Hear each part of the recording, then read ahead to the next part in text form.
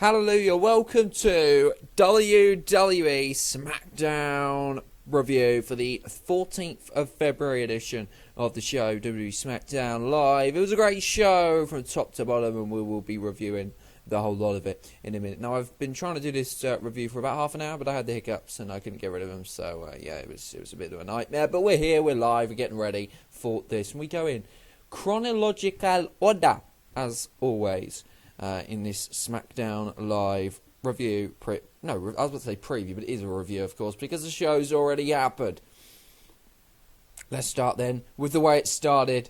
He's got the whole world in his hands. He's got the whole world in his hands. He's got the whole world in his hands. He's got the whole world in his hands. Bray Wyatt has got the whole world in his hands. He is champion of WWE, and it is the era of Bray Wyatt, and boy oh boy am I loving it. You deserve it, charts.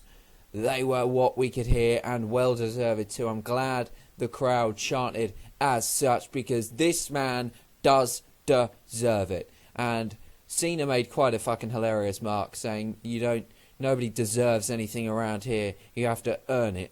I thought that was rich, coming from a man that hasn't earned much in his WWE career, but being handed it. Now, I like John Cena and I think he works hard, but don't try and tell me he's earned every single chance that he's got, because I would say that's absolute BS. But no, I love this segment. Seeing Bray Wyatt as the champ is a picture that I've been wanting to see for so goddamn long, and the fact that I got to saw it was just absolutely beautiful, and it made parts of my body excited that I didn't even know existed.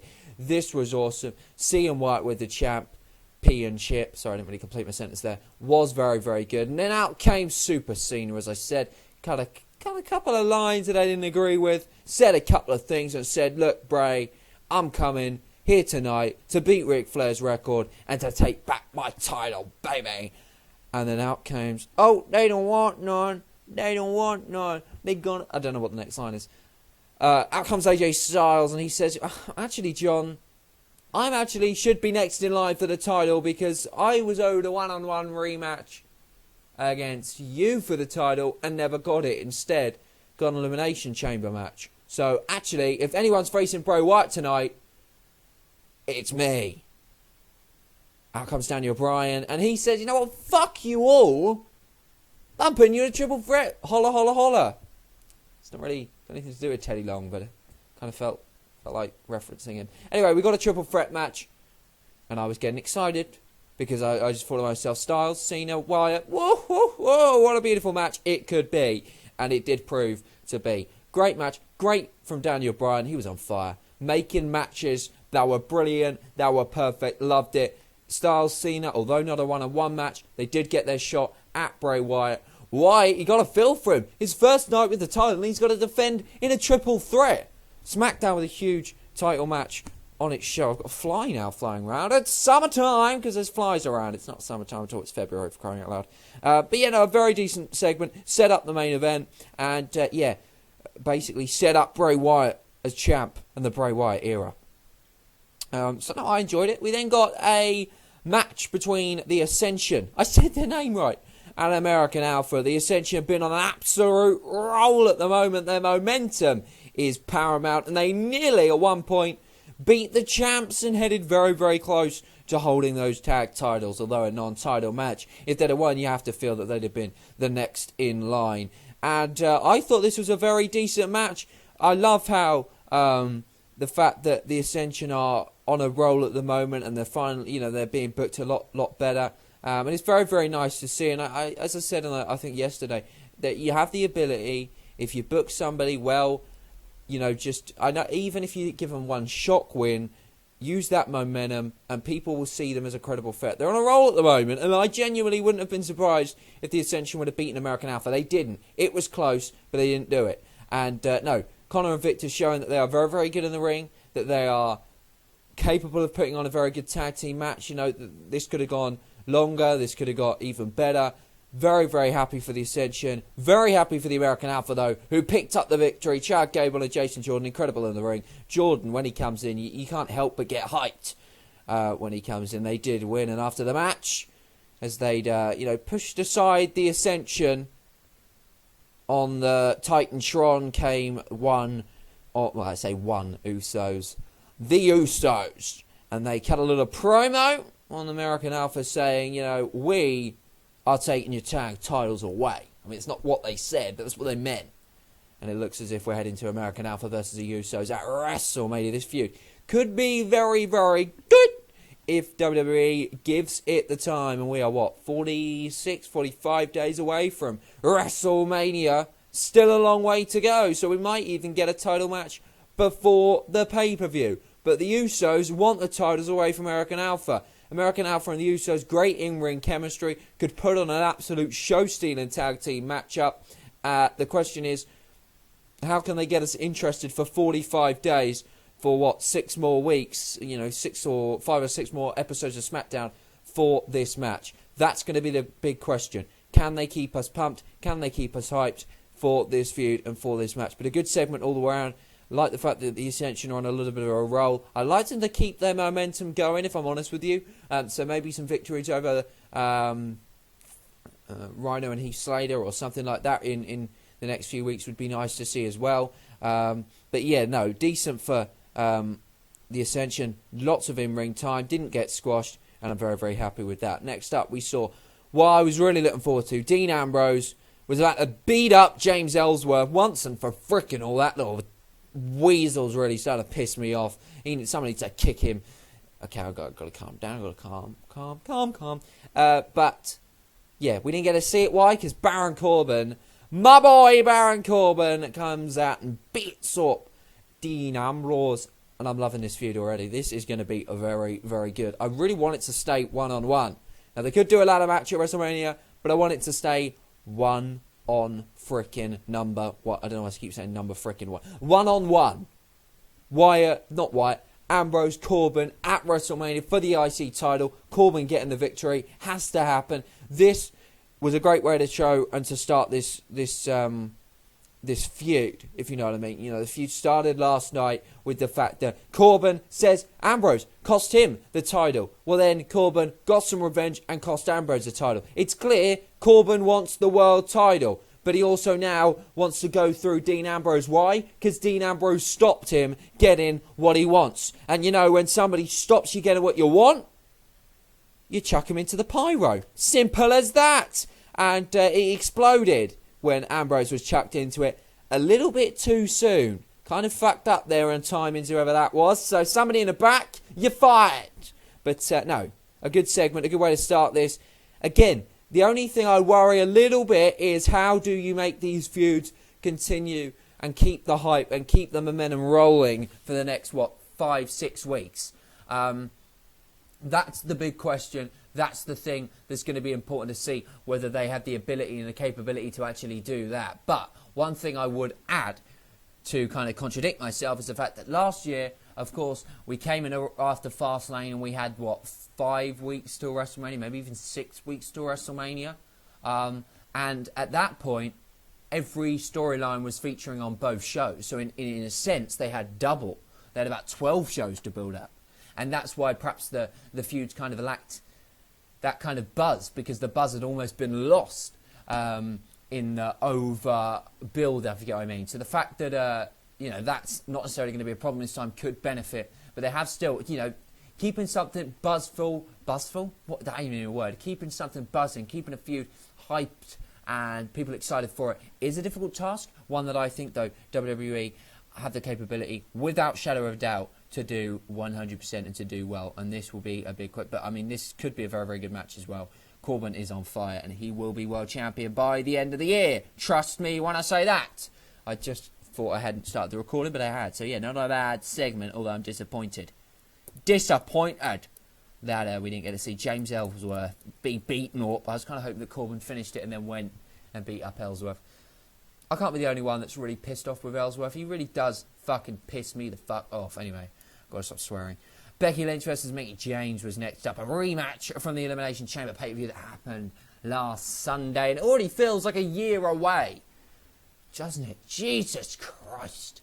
But Fastlane coming up very, very soon, and everything that happened on Raw at the moment. I don't know what brand's hotter. They're both on a roll at the moment, and I'm very much excited to watch the next episode of both.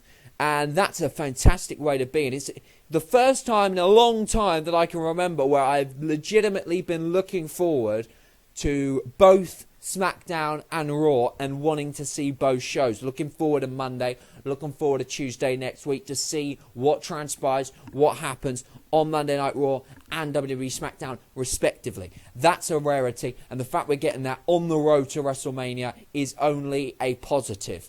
Anyhow, Becky Lynch, Mickie James put on a match that I think was as good, if not a little bit better, than their match at the pay-per-view. Mickie James, the veteran that she is, faking an injury, bang with the kick. I was going mad. Mickie James getting the victory, beating Becky fucking Lynch. And no, I love it. I love it when people cheat. I think it's because I'm just a natural heel myself. I love that. I thought it was great. And I thought it was clever. It was genius move on her part, you know, showing her many, many years of knowledge and in-ring knowledge. So I kind of repeated myself. Beautiful. Genius. I love JBL. JBL was loving it too, and I love JBL. I think he's improved fantastic as a commentator, and he is one of my favourite commentators at the moment. And I know he's a bit of a cunt in real life, and you know, he has been a cunt in the ring, but apologies for using that word, but it's kind of applicable. But I like the guy. I can't lie. So yeah, not a bad way to do. Now, does that mean that's it with this? You're probably going to say no. You're probably going to think, well, you know, we're going to have a rubber match. Mickie won, Becky won, have a rubber match. Let's see who wins. And I really don't class what Mickie James done as cheating. Well within the rules. Becky Lynch should have known. She was dumb. She was too stupid. And yeah, it cost her. The rubber match will be good, and they'll be interested to see exactly. And I tell you what, there is going to be a battle to get on that WrestleMania card for the championship. There really is going to be an absolute battle to get on the Women's Championship card for SmackDown.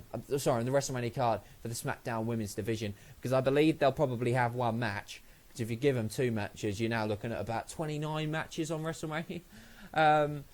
So, yeah, I mean, I had a dream last night. I think it was last night. I don't know. I'm sure this was a dream. But it was a dream of an elimination pay-per-view in, I think it was like something like 2026. But it was in the past. Like, I was thinking back to the 2026 Elimination Chamber pay-per-view. And it was a 2-hour show, and I kid you not, it had, this is honest to God, it had 20 matches on it. And I was sitting there talking to somebody, I think I was actually in WWE at the time, you know, with the board or whatever. And I was saying, you know, what the hell were you guys thinking? 20 matches in a 2-hour show? That's 10 minute a match. Obviously, now I've woke up, I've realised it's not 10 minute a match. It's even less. I just said, it's just insane. And then then that dream kind of ended, and I became Ed Sheeran, and I was performing at Norwich in just a complete random place. You know, just a complete random place in a city near me, Norwich.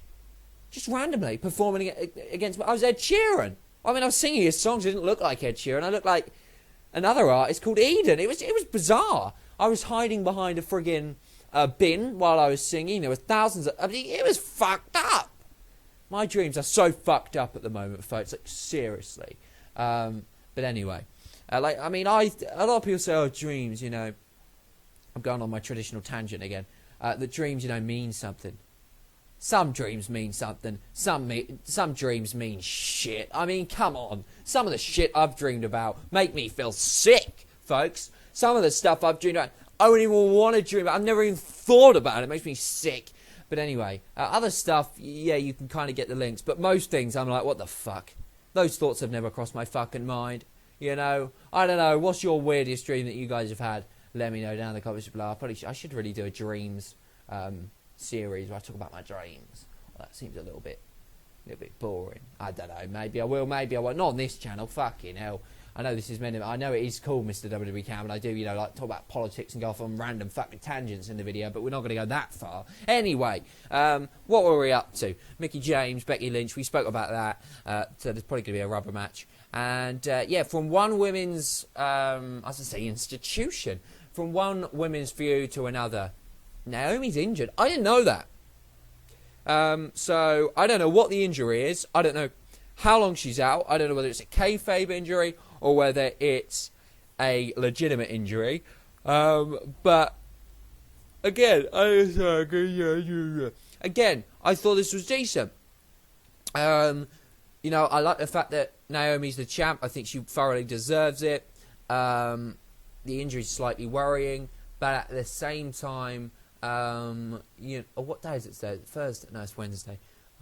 Anyway, I was thinking there was some by-elections today, but no, they're tomorrow anyway. Again, politics, what the fuck? I can't get through a video without talking about politics. Fuck! And God, I just shouted, burst my eardrums, probably burst you. Sorry if you're watching in headphones. Because if you think I'm watching, if you think I'm going back and muting that, you've got another thing coming. So basically, I mean, Naomi on the mic's better than I think I actually thought, to be fair. I like her character, hate her fucking stupid, retarded catchphrase. But other than that, me and Naomi, we're alright, we're cool. But Alexa Bliss, I love her too. What a fantastic heel is, and not just that, but on the mic, she has to be up there with the best women's competitor on the mic. And in the ring, she can back it up too. I think she's done incredible. And a lot of people criticised her when she came up from the draft. I once again said, I think she's ready. I think she's a top talent. I think it's a good thing to bring her up. A lot of people said no. And I don't want to be right again, but I mean, god damn it, I was right again. Freaking hell, Corbin, I was right about. Alexa Bliss, I was right about. Naomi, I was right about. Tell me a time when I've been wrong, folks. I need to get over myself, don't I? But anyway, this was decent. And she said, look, I'll give you. I'm in a happy mood. I'm in a happy mood. So am I, Alexa. But she's in a happy mood. You know what? Don't worry about defending your title tonight. I know you're going to try an American female accent. We're not going to do that. But next week, I'm coming for your title, whether you're injured or you're not. So next week it looks like we're going to get a championship match. Will Naomi be 100%? For the football, she's not going to be 100%, but will she even be able to compete? We'll have to wait and see. But if their match at I can't even fucking say it properly, WWE Elimination Chamber is anything to go by, give these two a little bit of time, and man, they're going to put on a great match. I really do think that. Hopefully we get that match next week.